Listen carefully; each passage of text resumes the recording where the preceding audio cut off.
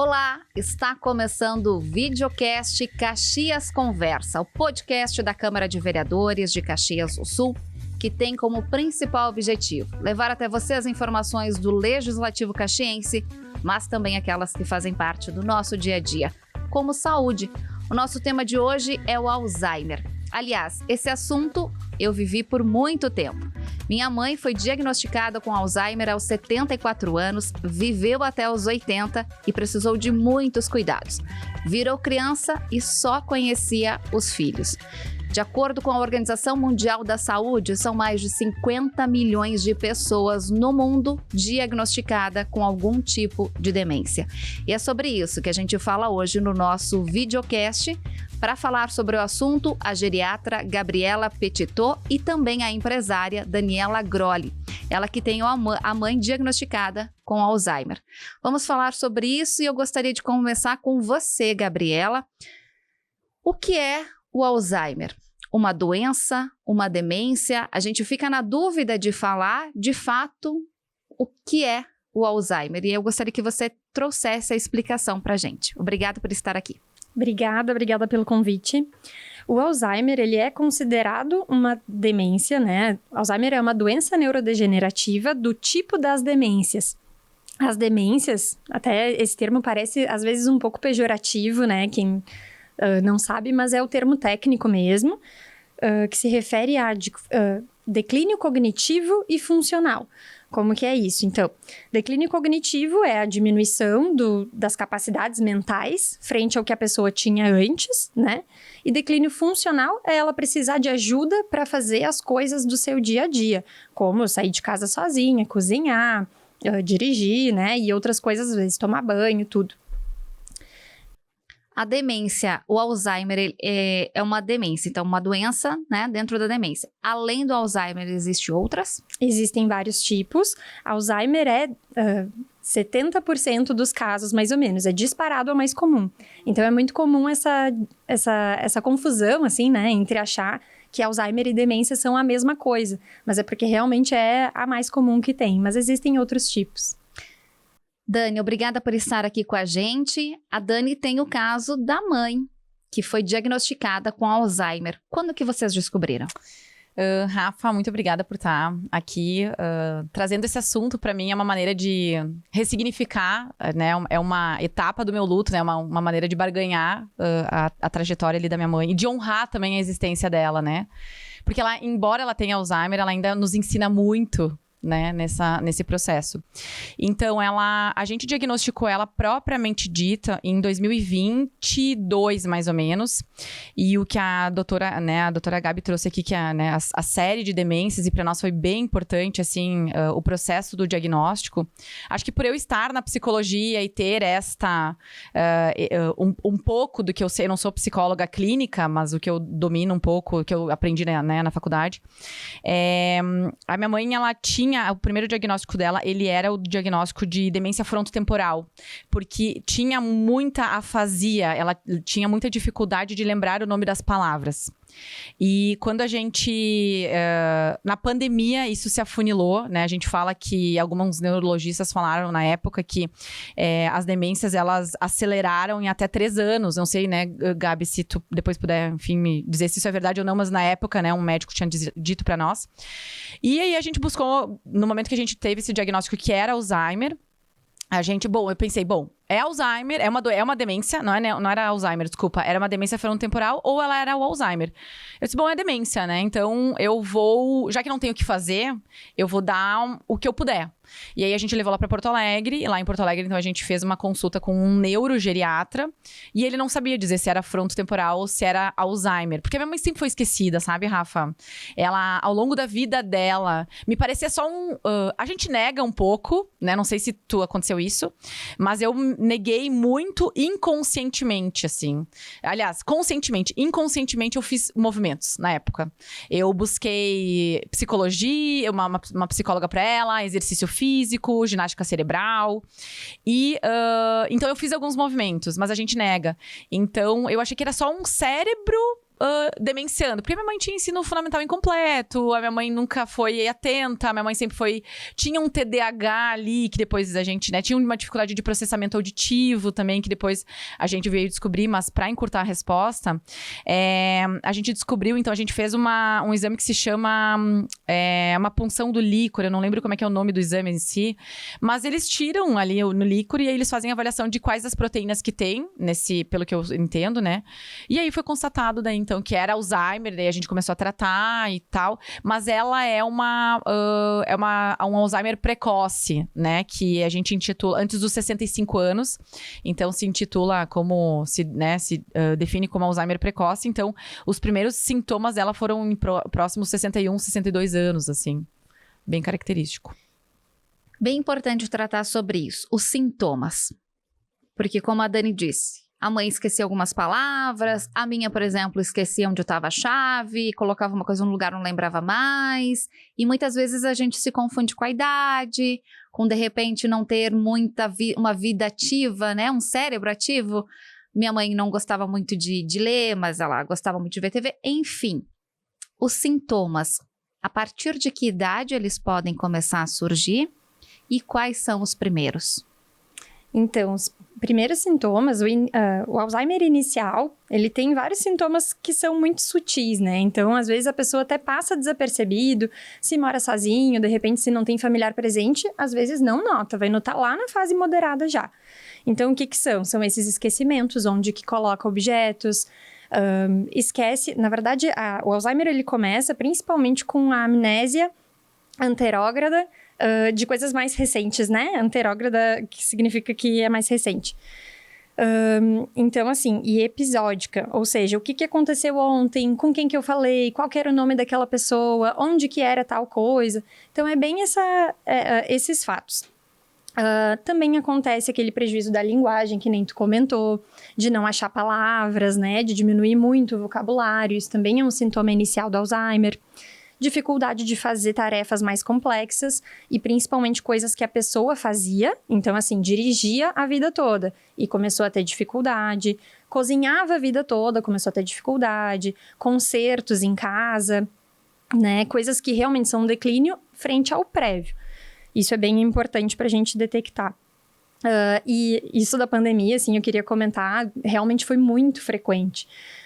Porque a falta de estímulo, isolamento social, às vezes não consultando com médicos, né, tentando otimizar, assim, e só quando realmente fosse necessário, né, teve um avanço muito grande na pandemia, foi bem comum a gente ver isso. E tem uma idade para começar? A gente costuma dizer que é a partir dos 70, mas sempre se fica atento antes mesmo, né, se fica esses sintomas, assim, mais frequentes, a gente tem que investigar. Por exemplo, eu tive a mãe com Alzheimer, a Dani tem. A gente tem que já começar a pensar nisso? Tem algum exame para as pessoas? O Alzheimer, ele a grande maioria, ele é esporádico. Então, sim, existe um risco maior para pessoas que têm pais, né, com Alzheimer, mas a grande maioria é esporádico. O Alzheimer, que é predominantemente familiar, ele é menos de 1% dos Alzheimers. Então, a gente tem um risco geral da população. E quem tem familiares de primeiro grau tem um risco um pouquinho mais aumentado. Mas ele está muito mais relacionado com hábitos de vida, né? Os fatores de risco. Até vou aproveitar para falar, assim, isso, assim. O que são fatores de risco para Alzheimer? O que a gente pode controlar, né? O principal é a idade, esse a gente não pode controlar. Mas tabagismo, perda auditiva não corrigida, pessoas que não colocam aparelho e vivem muitos anos com essa perda, sedentarismo, hipertensão, diabetes, obesidade é também um fator de risco.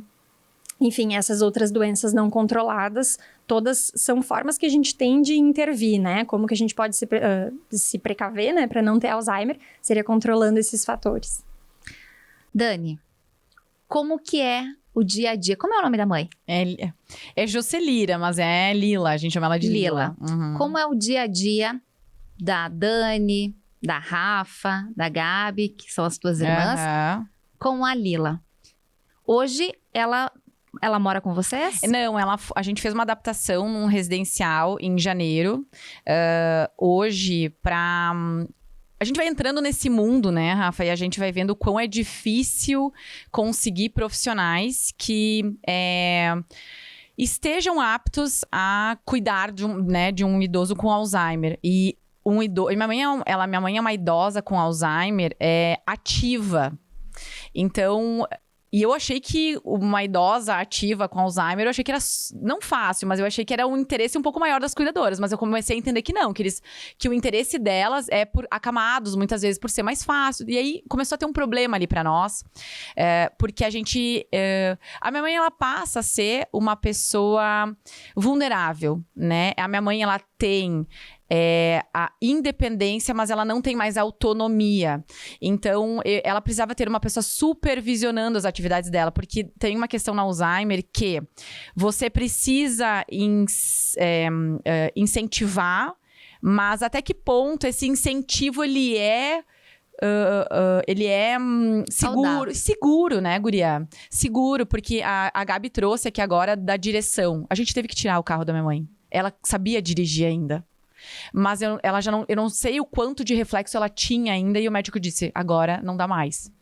E é difícil, é desafiador. Eu não digo difícil, eu acho que não é. Eu acho que difícil é uma palavra forte. Eu acho que é desafiador ter que conviver com uma pessoa com Alzheimer. Eu não julgo cuidadora, porque é complexo, é cansativo, a gente também tem que cuidar, e não é romântico isso, né? A gente tem que cuidar, de fato, de quem cuida também. E hoje, com mais racionalidade da minha tomada de decisão e das minhas irmãs, lá em janeiro, nós estamos, né, em setembro, eu ainda me culpo, eu ainda sofro pela decisão que eu tomei, que a gente tomou, mas eu acredito que está sendo a melhor decisão, porque ela tem diferentes profissionais, ela tem aquela oxigenação de pessoas fazendo esse cuidado dela. Ela não tem uma cuidadora só. Ela tem 4, 5, 10. Que no momento que uma cuidadora cansar dela, porque cansa, tu entende? A gente não pode ser... É vulnerável, eu amo minha mãe, mas a gente tem que também olhar pra essa doença com esse entendimento também.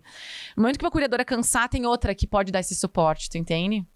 Então, é desafiador. Hoje a gente não tá mais com ela, né? Assim, a gente não tem a convivência diária. Eu nunca tive a convivência diária com a minha mãe com Alzheimer, sabe, Rafa?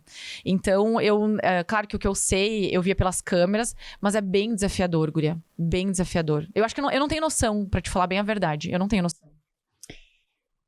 Isso que a Dani falou é muito importante. A gente também precisa cuidar de quem cuida de uma pessoa com algum tipo de demência. E aqui hoje falando sobre o Alzheimer, quando a gente tem um familiar com essa doença, nós temos a cuidadora, mas quem tem filhos também tem essa rotina dos filhos. A Dani tem a rotina com as irmãs dela, eu tive com a minha. É preciso também cuidar deste familiar, deste cuidador, porque ele estando com uma saúde mental boa, ele consegue cuidar bem desta pessoa? Claro, com certeza. Até isso que tu comentou, Dani, sobre os cuidadores é bem importante, porque assim, a fase inicial do Alzheimer é essa que a gente comentou, que às vezes até passa desapercebido. Mas na fase moderada surgem muitos problemas de comportamento, é o principal, assim. Então é irritabilidade, qualquer coisa a pessoa fica braba, se frustra, choro, às vezes tem gritos, fica agressivo muitas vezes, tem aquela coisa do apego a um cuidador, então fica demandando sempre da mesma pessoa, né? Tudo precisa ser com aquela pessoa. Esquece que comeu, não consegue tomar banho, né? Sozinho, e também não aceita que outras pessoas influenciem. Porque a gente tem que pensar que a pessoa ela não tá entendendo o que tá acontecendo, mas ela tem os sentimentos de uma pessoa como qualquer um, né? Então, imagina um dia chegar alguém pra ti e dizer, tira a roupa, vamos tomar banho, né? Então, sim, o cuidador tem que ter muita empatia, mas é que nem tu falou, né, Dani? É muita paciência, é muito desafiador, porque é isso repetidamente todos os dias. Perfeito, perfeito. E a fase avançada é quando a pessoa já tá acamada. Então, eu costumo dizer, assim, pras famílias, quando tem diagnóstico, né, de Alzheimer ou de alguma demência, que realmente a fase mais desafiadora não é a avançada, é a moderada mesmo. E aí, assim, frente a esse diagnóstico, a gente tem algumas opções de cuidado, né? A gente sempre vai ter que fazer o planejamento. Como que vai ser daqui pra frente? Porque a gente sabe que vai ter incapacidades, elas estão quase planejadas, elas estão programadas para acontecer em algum momento, a gente só não sabe quando, né? Então, assim, será que essa pessoa vai ficar na sua própria casa? Com quem que vai ficar? Isso tudo surge, né, gurias? Vocês viveram isso, sabem muito bem. Será que vai ficar na casa do próprio idoso? Tem escada? Às vezes o idoso mora em outra cidade, né? Vai trazer para perto dos filhos. É assim, realmente, eu nunca passei por isso, mas eu imagino que, do ponto de vista prático e da vida, seja realmente muito desafiador. E aí a pessoa sempre tem alguém que fica mais ou menos central no cuidado, né? Porque exato. Né, Rafa? E quando alguém assume esse papel, parece que os outros já se afastam, assim. E não é nem por maldade, né? Às vezes é uma proteção própria, assim, pra não sofrer com aquilo. Mas sempre tem um familiar que acaba sendo o principal cuidador. E aí fica tudo, todas... E assim, né, gurias, vocês sabem também, são decisões, né? Essas decisões são super importantes. Perfeito. Exatamente. E aí, é muito comum a questão da culpa quando a gente vai, né, para a instituição, mas a gente entende perfeitamente que o melhor cuidado é aquele que a gente consegue dar, né? Então, assim, se em casa não é possível, gente, não é possível. Ponto, né? Nas instituições, né, nos residenciais, tem residenciais muito bons, assim, é porque as pessoas acham que é como se fosse asilo de antigamente. Hoje em dia não é mais assim, né? Não é um depósito de pessoas. Tem bastante paciente, tem bastante profissionais diferentes, tem a questão do estímulo cognitivo também, ver pessoas diferentes que não teria na própria casa. E às vezes o idoso não aceita cuidadores em casa porque é uma pessoa estranha naquele ambiente. Então facilita às vezes trocar. Mas tem uma entidade, digamos, muito conhecida, assim, por nós, e o geriatra lida direto, assim, que é o estresse do cuidador, né? Que é a síndrome de esgotamento de quem cuida. Essa série de demandas, de decisões, de cuidados, isso é como se fosse uma carga de trabalho, né? Tem gente que trabalha fora e ainda trabalha em casa, né? Com os cuidados dos pacientes. Então, não tem como a gente não ficar esgotado, né? É muito, muito pesado mesmo. Então, é super importante, né, que os cuidadores ou os principais, os familiares mais envolvidos, tenham tempos para descomprimir, para ter saúde mental, né? Fazer terapia, fazer atividade física, que tenham um tempo sozinho também, tenham um tempo com a sua família, o seu núcleo familiar. É super importante. Hoje a Lila, ela não mora mais na casa dela, então ela mora num residencial. Mas antes, Dani, vocês se dividiam, tu e as irmãs dividiam as tarefas? Ó, eu fico com a mãe hoje, ó, hoje eu não posso, amanhã é tu. Como é que vocês faziam? Porque nem todo mundo tem a condição de colocar essa pessoa num residencial. E aí precisa ficar em casa e precisa se organizar com aquilo que tem. Como é que vocês faziam? Guri, então, o que a gente fazia? Assim, a minha mãe, ela sempre morou na casa dela. A Rafa, que é a minha irmã mais nova, também residia lá. E a gente... o que acontece, na verdade, a Gabi acabou de falar, né? Que sempre tem um que puxa mais à frente. E aí, a doença na família, ela começa a surgir não outros problemas, mas tu começa a ter que ter conversas difíceis entre essa família, que no caso seria dividir essas atividades. Então sempre um acha que tá fazendo mais do que o outro. Eu já tinha passado isso com meu pai e agora com a minha mãe, mas obviamente com uma maturidade diferente, com uma doença diferente. E a gente começou a dividir, porque o que acontece?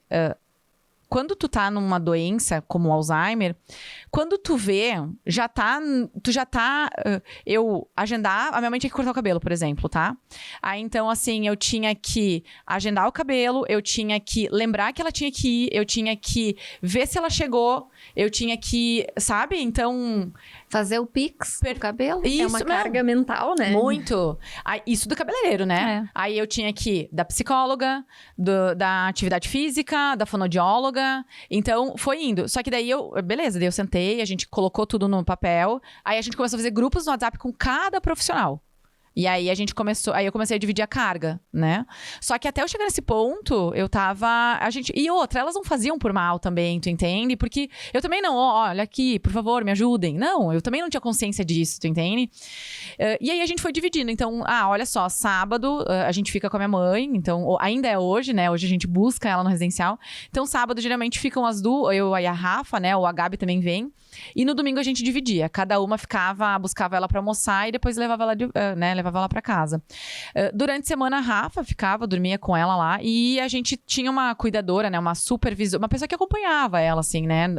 Diariamente, que fazia o almoço, que direcionava ela pro banho. Porque ela ainda toma banho, né? Ela ainda lava, só que tem que botar sozinha? shampoo. Isso, tem que botar shampoo. Tem que dar o sabonete. Dá comandos, assim, né? Comandos. Agora faz isso. É isso aí, tem que dar os comandos. Então, então isso, assim, guria, naquela época ali, a gente ficou 2 anos com a Joana, que era uma cuidadora, né, que ela, enfim, a doença também continuou avançando, né, e a Joana, que a gente tinha contratado na época, era uma rica de uma pessoa, mas ela não tinha entendimento da doença, guria. E uma coisa, assim, né, Rafa, que pra mim foi muito importante, a doença do Alzheimer, ela é uma doença de interpretações, assim. Na verdade, nunca o que a minha mãe fala é o que ela é o que ela precisa. A minha mãe, tu vai falar melhor, que depois eu gostaria que também, né, se ela puder falar. A minha mãe, ela pede pra ir pra casa e ela pede pela mãe dela. Mas ela não está querendo ir pra casa e ela não quer a mãe dela. Ela está falando do quanto... Porque eu comecei a fazer essa associação lá atrás, né? Tu me perguntou um negócio, eu tô respondendo outro. Então, assim, a minha mãe, que eu acho que é importante a gente trazer esse assunto, Sim. sabe, guria? A minha mãe, o idoso, ele fica vulnerável, assim, ele não entende mais o que tá passando no cérebro. Se a gente não entende, tu imagina ele, entendeu? E a minha mãe se perde e ela fica com medo, ela fica insegura. Casa e mãe não é um lugar, é um sentimento, sabe? Eu não sei se tu também tinha isso também, Rafa. Bastante. Os dois? Os dois. E isso acontecia muito. Já vamos puxar esse gancho, Gabriela. Eles querem muito o passado. Então, ela quer a mãe, ela quer voltar para casa dela. E mesmo a gente dizendo que ela estava em casa, ela dizia, não, mas essa não é a minha casa, né, Dani? Por que isso acontece? O Alzheimer faz isso, ele para num tempo, ele volta no tempo. Que nem a gente tinha comentado antes, né? Os sintomas iniciais são a perda da memória mais recente. Isso é porque a fisiopatologia do Alzheimer é acúmulos de 2 proteínas, né? Que é a beta-amiloide e a tal, que foram os exames que vocês dosaram no líquor, né? Então tem esse acúmulo. Todo mundo tem esse acúmulo ao longo da vida. Mas quando ele é depositado de forma, às vezes, mais acelerada ou de forma mais intensa, gera a doença de Alzheimer. E uma coisa que é muito interessante é que, dependendo do local que isso acontece com mais intensidade, gera sintomas diferentes. E é isso que diferencia um pouco também as demências, né? Por exemplo, a demência devido à doença de Parkinson, demência de corpos de Levy, a própria frontotemporal. E no Alzheimer isso acontece pelas localidades assim, mais envolvidas. A parte da nossa memória mais profunda, ela fica, digamos, em regiões mais profundas mesmo do cérebro. E elas não são afetadas no início, elas são afetadas muito tardiamente. Então, quando a pessoa já está acamada, já perdeu o controle motor, né? Então, quando a pessoa já perdeu todo o contato com o seu próprio ambiente. Então, por isso que fica. Às vezes, a pessoa lembra o telefone que ela tinha, o número do telefone que tinha na casa, sabe? Há muito tempo atrás, mas não lembra de coisas não lembra do neto, por exemplo, né? Que é uma pessoa que ela conheceu há menos tempo, né? Mas isso é muito frequente. E é muito legal isso que tu colocou, né, Dani, sobre querer a casa e querer a mãe é um sentimento. Eu sempre falo para os pacientes que, às vezes, já aconteceu comigo, não sei se com vocês também, a gente tá irritado e, assim, ai, tô meio chato, tá irritado, tá tudo ruim, né? E aí, daqui a pouco, percebe que, não comi faz 6 horas. Gente, se a gente não consegue perceber que a gente tem fome, né? Não consegue olhar os sinais do corpo ou pensar, tava com dor de cabeça, nem tinha pensado. Imagina eles, né? Então, é muito comum, às vezes, dores, né? Dor na barriga, dor no pescoço, dor na cabeça, enfim, que eles não conseguem interpretar. Necessidades fisiológicas também, né? Vocês devem ter visto isso. A pessoa queria ir no banheiro, tava constipado. E aí fica irritado, fica, né, com esses sintomas comportamentais, mas eles significam outras coisas. Então, a gente sempre orienta, né, que nem... claro, essa comparação é ruim, né, mas a gente sabe que acaba precisando de cuidados muito semelhantes a uma criança no final da vida. Isso. Então, assim, que nem bebezinho, né, quando chora, a gente faz aquele checklist, assim, a fralda tá bem, será que tá com fome, tá com frio, tá com calor, tá com dor? A gente faz a mesma coisa. Quantas fases tem o Alzheimer? Você vem falando aqui pra gente, né? A inicial, a intermediária, a avançada. Quantas fases são, de fato, e o que acontece em cada uma? São 3 fases, Tá. a leve, a moderada e a grave. A leve, então, é essa que o paciente tem pequenos esquecimentos e começa a evitar tarefas complexas. A pessoa tem algum grau de percepção que ela não consegue fazer essas coisas e começa a evitar. Então, por exemplo, o idoso que perdeu o interesse nas atividades que ele fazia antes, né? Ele fazia palavra cruzada, ele lia livros e agora não tá mais lendo. A mãe fazia crochê e não faz mais. Saía muito de casa, passeava, não tem mais saído. Né? Então, essa perda do interesse, né, em atividades, às vezes pode mascarar uma dificuldade em lidar, né, em tomar decisões, em fazer raciocínios mais complexos, os esquecimentos, mas a pessoa ainda fica mais ou menos orientada em espaço, ela sabe onde está, né? Às vezes ela consegue até sair de casa, assim, passa meio desapercebido. Quem não mora junto, às vezes não percebe. A fase moderada é essa que tem muitos problemas de comportamento, né? A gente começa a ter esses sintomas muito mais proeminentes, mas também pode ter perda do controle motor de fases, assim, coisas mais discretas. Por exemplo, disfagia, né? Que eu não sei se vocês já tiveram isso, assim, que é a questão dos engasgos, dificuldade de engolir a comida. Isso começa a aparecer quedas. E a fase avançada, e assim, a fase moderada também é quando a gente começa a precisar intervir no autocuidado, né, na higiene da pessoa, quando ela já não consegue fazer isso. E a fase avançada é quando realmente precisa totalmente de cuidados, a pessoa não consegue nem comer com a própria mão, né? E aí ela tá completamente isolada do mundo, assim, não sabe onde tá realmente, não tem mais orientação temporal. Obrigatoriamente, uma pessoa com Alzheimer vai passar pelas 3 fases? É muito frequente, mas assim, existem algumas coisas que são insultos que a gente diz que podem acelerar um pouco esse processo, que nem a gente acabou de comentar da pandemia. Às vezes a pessoa tá num curso estável da doença, mas ela sempre progride, né? A gente faz um gráfico, assim, que é realmente uma linha inclinada, né? Ela é ao longo de muitos anos vai tendo essa queda bem devagar da funcionalidade.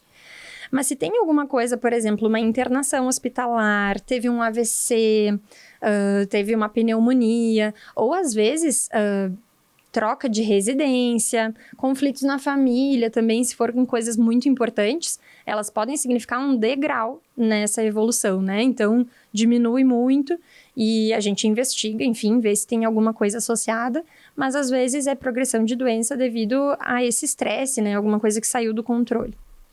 Dani, como é ser a mãe da mãe? Guria, tu sabe que quando eu li essa pergunta, assim, eu tenho pensado em não me intitular como mãe da minha mãe, sabe? Eu quero continuar sendo filha, mas eu entendo que quando a gente fala mãe da mãe, é o quão vulnerável ela está e que eu preciso cuidar dela, assim. A né? minha me chamava de mãe. A minha às vezes me chama também, guria. A minha me chamava. Às vezes a minha mãe também me chama, assim. E às vezes na verdade, quando eu pergunto, mãe, que a gente é tua? E ela olha assim, vocês são minhas amigas? Mas do nada, daí ela diz assim, filha, amarra aqui pra mim, sabe? Então, ela ainda me vê assim como filha, sabe? Mas ela é muito difícil. Sabe, Rafa, que antes, né, com meu pai, eu já tinha tido essa inversão de papéis e eu achei que eu estava preparada pra isso. Só que agora é um caminho, é um outro caminho. É um caminho em Y, né?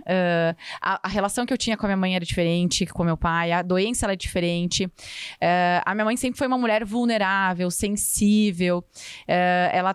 Eu ainda não tive propriamente dita a inversão que eu tive com o meu pai. Assim, a minha mãe, ela foi uma vez hospitalizada agora em junho. que ela teve embolia pulmonar. E aí, sim, daí ela teve, né, ela não tinha o controle dos esfínteres, ela tava constipada, daí ela teve que usar fralda, daí eu tive que, né, limpar ela. Então, ali eu me vi... mas ela fazia isso comigo quando eu gritava, mãe, não lembra, né? Pra ela vir me limpar. Agora eu estou limpando ela, né? Então, eu vou te dizer assim, eu trabalho muito em terapia. Eu acho que eu não teria... E eu aguento muito no osso, assim, né? Se tiver que ir 2 vezes por semana pra terapia, eu vou. Se eu tiver que em algum momento usar medicação pra passar por isso, eu também usaria. Mas por hora eu tô conseguindo dar conta, né? Com atividade física, muita terapia, enfim. Mas eu vou te dizer, assim, talvez seja romântico, a minha mãe me ensina muito, guria. A minha mãe, ela foi pra um residencial, ela cuida... Eu chego a me arrepiar, assim. Ela cuida dos idosos. A minha mãe, ela é amorosa, ela é carinhosa, ela ajuda a dobrar os lençóis, sabe? Então, quem sou eu, tu entendeu? Pra reclamar de uma inversão de papéis, tu entendeu? A minha mãe, a minha mãe, ela é muito grande. Muito, assim, sabe? Então, ela me ensina muito. Então, é difícil, é desafiador, mas ela me ensina. Eu acho que eu me apego nisso também, sabe? De coração, assim. Que bonito, né? Que legal. Isso é bem importante porque, Gabi, como médica, é importante a gente cuidar e não reverter esses papéis? Como assim? De eu ser a mãe dela, é importante eu cuidar isso, eu me manter no papel de filha para essa doença não avançar? Ou sim, eu tenho que... Porque quando a gente está ali vivenciando com Alzheimer, eu aprendi que a gente tem que ir na conversa deles. Uhum. Ai, que legal, eu queria tanto brincar, então a gente vai falar de brincar. Uhum. Para eles não ficarem irritados às vezes. Porque às vezes quando a gente contraria eles ficam irritados, né? Sim, uhum. No momento que a mãe chama de... A mãe, né? A pessoa com Alzheimer chama o filho de mãe, de pai. A gente entra na onda, a gente diz, não, eu sou tua filha. É importante a gente concordar com eles ou a gente pode seguir na fala deles? Eu acho que tudo depende da própria pessoa, assim, de como que tu vai sentindo a pessoa e da fase também que ela tá. Se a pessoa tem muito sintoma de irritabilidade, né, de agressividade, eu diria para não contrariar, assim, tudo bem, tá bem, então, ai mãe, eu quero fazer tal coisa, tudo bem, vamos fazer tal coisa, né? Porque a ideia é a gente não criar embate, a pessoa não vai provavelmente entender o que tu tá tentando argumentar ali. Então, é uma discussão que não vai levar a nenhum lugar, né? Só vai gerar mais conflito. Então, a gente fala para não contrariar. Mas, às vezes, por exemplo, a tua mãe, que nem ela se corrige, né?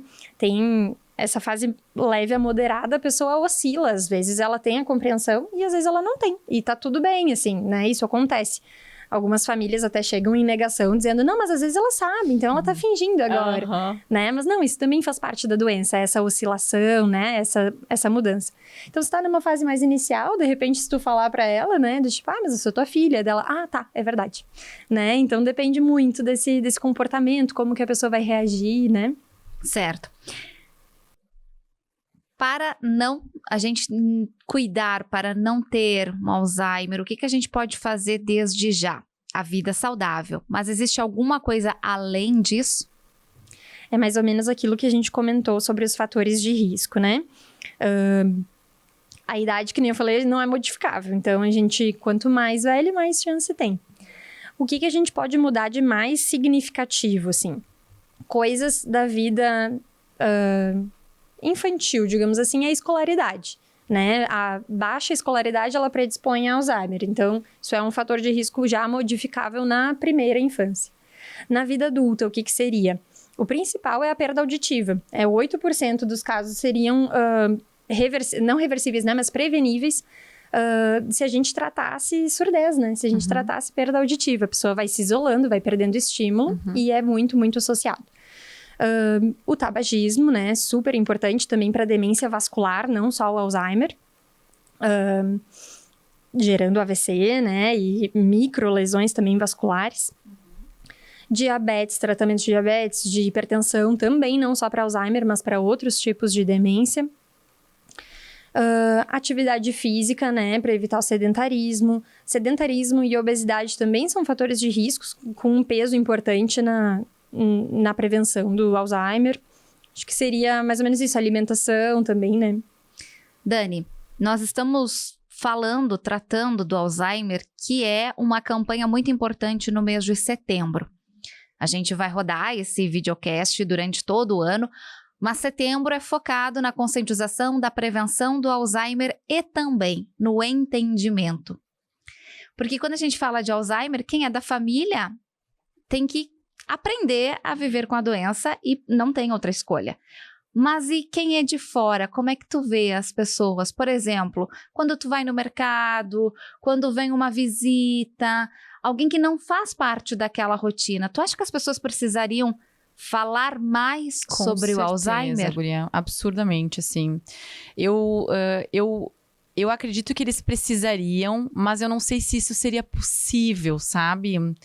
Porque a minha mãe agora, quando ela foi pro hospital, a gente foi fazer um exame nela e tu tem que mostrar o que ela precisa fazer. Não adianta tu falar. E o médico, o médico que é médico, ele não entendia que ele precisava mostrar pra ela que ela tinha que sentar em tal lugar, porque ela não tava entendendo. E aí ele começou a se alterar. Então, isso foi um exemplo. Mas uma coisa que eu acredito é que sim, as pessoas precisam se inteirar. E se eu pudesse falar ou dizer para algumas pessoas... Primeiro, assim, a minha mãe, ela tem Alzheimer e me incomoda muito as pessoas olharem com pena, sabe? Eu não sei se tu sentia isso, assim, mas inferiorizar ela, assim. Ela é... Eu não trato a minha mãe que nem uma criança. Ela é vulnerável, né? Ela precisa de alguns cuidados. E ela não está fazendo birra. Ela tem uma doença. E assim, eu sentia, quando a minha mãe teve o diagnóstico, as pessoas vinham chorando. Ai, meu Deus, a tua mãe tem Alzheimer. E eu tendo que... isso foi uma das coisas que mais me incomodou, assim, de ter que consolar a pessoa, sendo que eu precisava desse consolo, tu entendeu? Outra coisa, assim, que me incomodava bastante também, em outras fases. Ai, eu vi a tua mãe assim, agora parece que ela tá pior. E chorando. Se contém, assim, entendeu? Tipo assim, te controla. Eu já estou sofrendo por ver isso. Ou até os olhares do tipo assim... Nossa, vocês vão colocar ela no residencial, mas ela é tão nova. A gente faz... os cílios da minha mãe, porque a gente sabe que ela gostava. Ela pinta, ela se maquia todos, porque a gente sabe. Então, a minha mãe não parece ter a idade que ela tem. A minha mãe tem 69 anos. Só que essa desqualificação, isso me incomoda, guria. Isso eu acho que não existe uma preparação. E eu também não sei, Rafa, se existe uma maneira de fazer com que essas pessoas... Porque só estando nesse espaço e nesse lugar que tu tem isso. E também é muito meu, sabe? Do quanto muitas... me lembrei de uma situação também de uma pessoa que falava que fazia comentários. Ai, a tua mãe, quando vocês estão por perto, ela é assim. Quando vocês saem, ela fica... Eu sei, eu sou filha, ela obedece mais a nós, tu entendeu? Se a gente tiver que levar ela pro banho, ela vai. Se vai ser um cuidador, talvez não vai, tu entendeu? Aliás, ela fazia questão de escutar mais a gente. Exatamente. Né? E é isso, guria. Eu não sei se era mais ou menos isso. Eu acho que eu não sei se você sentia assim também, né? Com certeza. Eu acho que a palavra, né? A gente tá no final do nosso programa. A gente poderia ficar aqui, muito tempo, porque tem ainda muito pra falar. Mas eu acho que a palavra que determina isso, Gabriela, seria empatia. Ai, com certeza. Que nem tu comentou, né? Às vezes o próprio profissional médico não tem capacidade de lidar com isso, apesar da gente saber. Mas uma coisa que eu queria comentar que eu acho super importante, vocês sabem que não existe regulamentação, né, um curso, assim, que seja realmente validado para cuidadores de idosos, né? Uhum. Então, realmente, as pessoas que estão na posição de cuidadores, muitas vezes elas não têm formação para isso, é muito frequente. Então, a pessoa não sabe exatamente esse trato, assim, né, como lidar, e que realmente é uma pessoa ali, não é birra, não é uma questão, não tá fazendo para te irritar, né? Ela tá comunicando uma necessidade, mas ela tá comunicando uma necessidade de uma forma que a gente não entende e tem que se esforçar para entender. E que é do jeito dela, né? Isso, exatamente. Gurias, eu quero agradecer imensamente a participação de vocês aqui no nosso Caxias Conversa. Agradecer muito, Dani, um abraço pra mãe. A mãe da Dani, aliás, faz muito sucesso nas redes sociais da Dani, porque realmente, como tu disse, quando ela aparece, a gente interage, a gente quer ver, e ela é muito querida, e ela interage muito. Então, continua com esse amor todo que transborda nas imagens que tu faz, Mande um abraço para ela. Obrigado, Gabriela. E que a gente possa falar mais sobre esse assunto, não somente no mês de setembro, mas cuidar mais, ter mais empatia com essas pessoas, porque elas precisam muito do nosso carinho. Obrigada, gurias. Obrigada. Esse foi o videocast Caxias Conversa desta semana. Nós falamos sobre o Alzheimer. Mês de setembro é um mês de conscientização dessa doença, mas a gente sabe que a gente precisa falar o ano inteiro. Todas essas informações você acompanha na nossa programação, esse videocast e tantos outros, todas as sextas-feiras, novo episódio a partir das 7 horas da noite, no canal 16 da NET, nas nossas redes sociais, no YouTube e também nas plataformas de áudio. Desejo a você um ótimo dia e até a próxima.